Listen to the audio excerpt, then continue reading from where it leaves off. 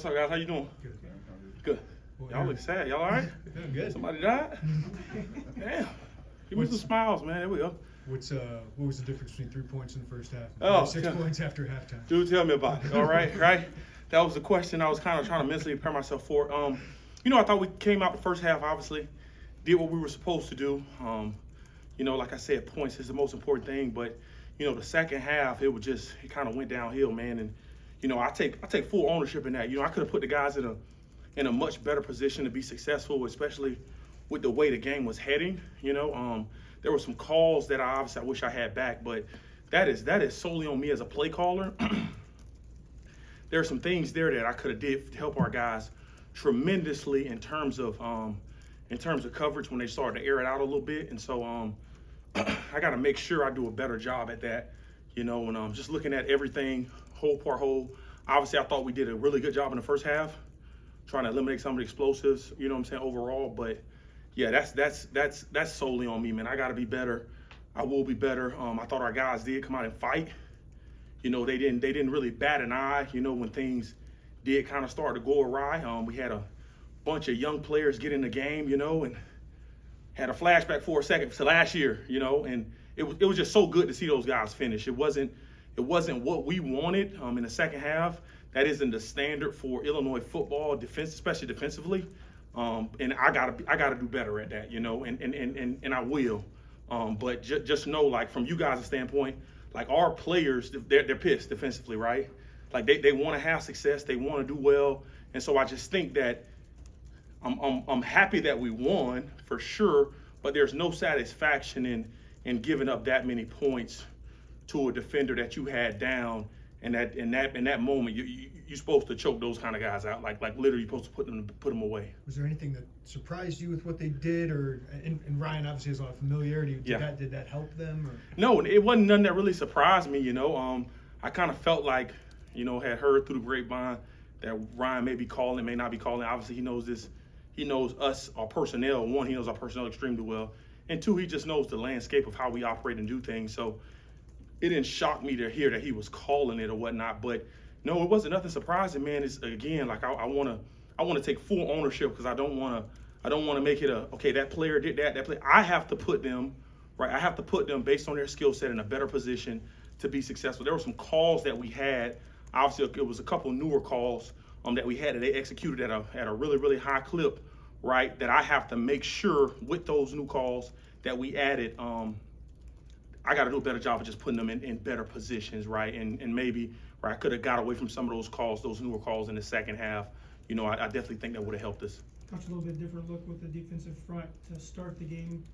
Was that based on the opponent, or was that something you saw during the bye week as self-scouting yourself? It was a combination of two, right? Like, one, we felt like just matchup-wise, with what they were going to try to present in 12, I just wanted to try to put us in an advantageous position to go out there and not give up a long ball or not screw up something in terms of our run integrity. And so, we kind of looked at that grouping all week, and we felt good about the guys that were in there. And so just wanted to change it up a little bit. And we had a couple of, obviously, Sabor was able to get on the field, right, show his length, show his athletic ability, and obviously end up running the ball on that play. But it's just something that's obviously we keep moving forward. You try to self-scout and you try to find groupings that you think can help you, especially with some of the younger players that we have. Aaron, you mentioned the newer coverages. Brett mentioned that on Saturday. What's your balance as a play caller for kind of deciding when to show those, and then I guess what did you learn about how to maybe pull back out of those? Well, two parts, right? One, I hate bye weeks, right? Because bye weeks, you try to like reinvent things. You start looking at things that could potentially help you, and they could be of benefit, but like, what are you good at? Like, what have your guys been really, really good at? What has been the premise of this defense, right?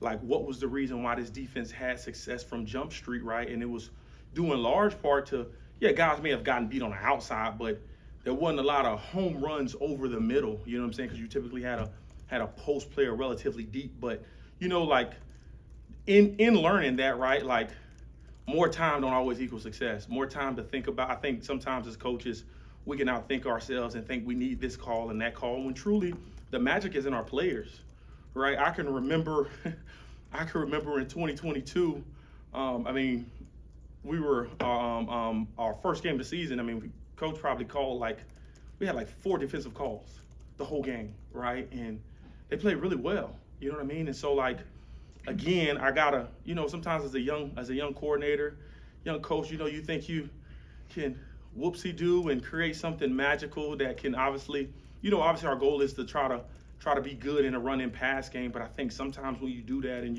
you throw something new in there, right? Our young men, they got to worry about school, they got to worry about freaking social media, they got to worry about girlfriends, family, right? They got a lot of stuff they got to deal with. And then when you add that element to it, it's I think it becomes a thinking game. I don't want our players thinking. They're not as talented when they're thinking. You know what I mean? And you see that, right? They're not playing as fast when they're thinking. And so, again, I take full responsibility for what took place in the second half, man, and I have to do a better job in managing and putting them in the right position, to go out there and have success. What are you telling your guys to expect with this game coming up against Michigan? Well, first and foremost, obviously there's we're going to be celebrating 100 years, right? I think there's a lot of history in that, and obviously we get to come to this stadium and this facility every single day. So I think the first thing is that, right, there's a history here, right? And anytime you're talking about history, you have to talk about like where this place came from as opposed to where it is now, and you can't forget about the men, the players, the people that came before you. And so I think a big thing going into this week, right, the goal is obviously play really, really, really good defense, but more importantly, man, like this is a magical opportunity that we're about to have in this stadium, right? You're talking about a top 25 ranked matchup, right? I think it's on CBS, is what I'm being told, right? It's on CBS, primetime matchup, 2 really good opponents, right? Obviously, Michigan is historically a blue blood program, right? They've been at the forefront of a lot of things in terms of football-wise nationally, right? And they're coming into Champaign, Illinois, and we get a chance to play them, right? In front of, I'm hoping it's a sellout crowd in front of the world, And so one thing I spoke to our guys yesterday about just opportunity, right? Like you don't get these opportunities oftentimes as a young player, in your career. And so you have to take advantage of them, I know every young man has aspirations of playing on Sunday, right? But before you can play on Sunday, you got to play on Saturday, right? And so it's going to be a great opportunity for us to play, right, this Saturday and just truly, like, you don't have to go out there and be Superman. I don't have to go out there and create some magical call, right? Like just go out there and execute your job, do it as fast as you can, and the success will come in that, if we just do it repetitively, right, and do it at a really, really high speed. So would it be fair to say maybe that you overthought it a little bit as far as changing things for the different quarterback and the different? No, I wouldn't say overthought, because I did those same calls I had in the first half, right? And so like I wouldn't necessarily put in overthought. I do think that I could have when they adjusted their game plan in the second half and they didn't run the quarterback as much, I could have adjusted better. That's probably a term that I would use, adjust better. But like obviously going into the game, you got a team down 24-3 at the half. You think you're gonna probably handle them the rest of the way, you know what I mean? And so I for sure could have done a better job adjusting, right, and put our players in a more advantageous position for the rest of that game, especially in the back half of the game. Aaron, they've played a couple quarterbacks and expecting another one. We know they can run the ball. We know what their identity is, yes, but what do you think of this offense? Yeah, well, obviously they have talented players at every position, right? And they played 3 different quarterbacks this year, and so no matter which quarterback they play, I tell you one thing: all of them can do, right? All of them can run. All of them have the ability to throw the ball to a receiver or tight end. And what they do really, really good at is they run the ball at a very, very, very high clip. So I tell you this, no matter who's at quarterback, I'm sure at some point during the course of the game, maybe to start the game, they got 2 tailbacks that are ridiculous. That dude's going to turn around and he's going to hand the ball off to him. All right?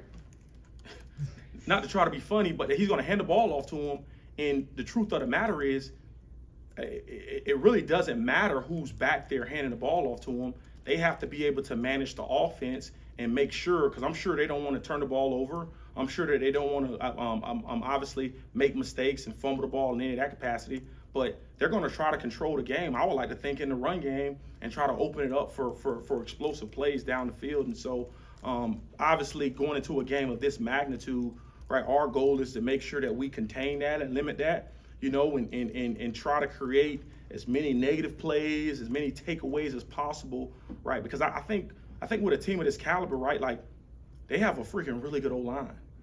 Really good O-line. I'm talking about from tackle to tackle. You throw in the tight end, right? I think Colston Loveland, I thought the Penn State cat was ridiculous, and he is a really good player.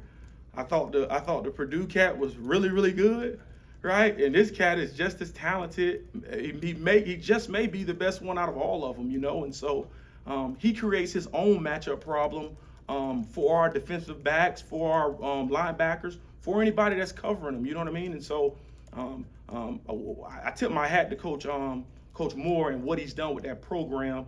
Obviously, he was the co-OC there when we played him a couple of years ago, O-line coach, right? I don't think a lot of things have changed in terms of his mentality and what he wants to try to establish and do, right? Obviously, there's some personnel things that have changed, but, right, they're going to come into an environment on the road, and I'm sure that their expectation fully is to go out there and have success. Do you get a We've only sense got that time you, for one more here. that you and your defense are anxious to get back on the field and get another crack after that Purdue game? You know what's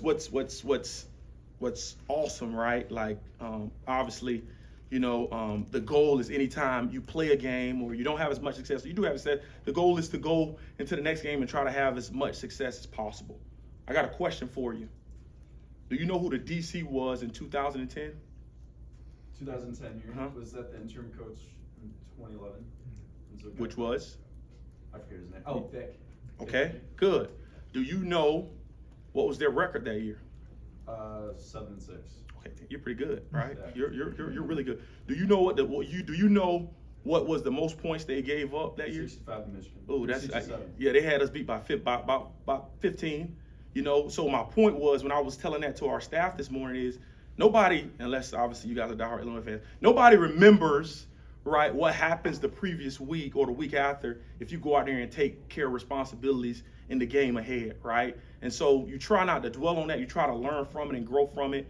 And our guys are so excited to be chomping at the bit, to be completely honest with you, because, you know, that's not the expectation, right? I wish you could have seen the look on their faces, right, going into our meetings yesterday. But the reality of it is that we got to play better. We will play better. You know, we have to play better because we're going to play against better teams, you know. And I think at the end of the day, when you put all of it together, the goal is just to be a complete team, right, and try to win the game. You know, I'm very excited about where we're headed as a program and where we're headed defensively, skewing the second half of this past weekend. But I don't want to dismiss that we're 5-1 right now, right? I don't want our players to forget, right, on the road to success, right? We had a little adversity, right? So how do we overcome that? You just keep moving along and moving ahead, because the time is going to come for us to bow up and have success and be who we're capable of being from a defensive standpoint. And we hope in that manner, like we give ourselves an opportunity to continue to go out there and win games. Thanks, Coach Henry.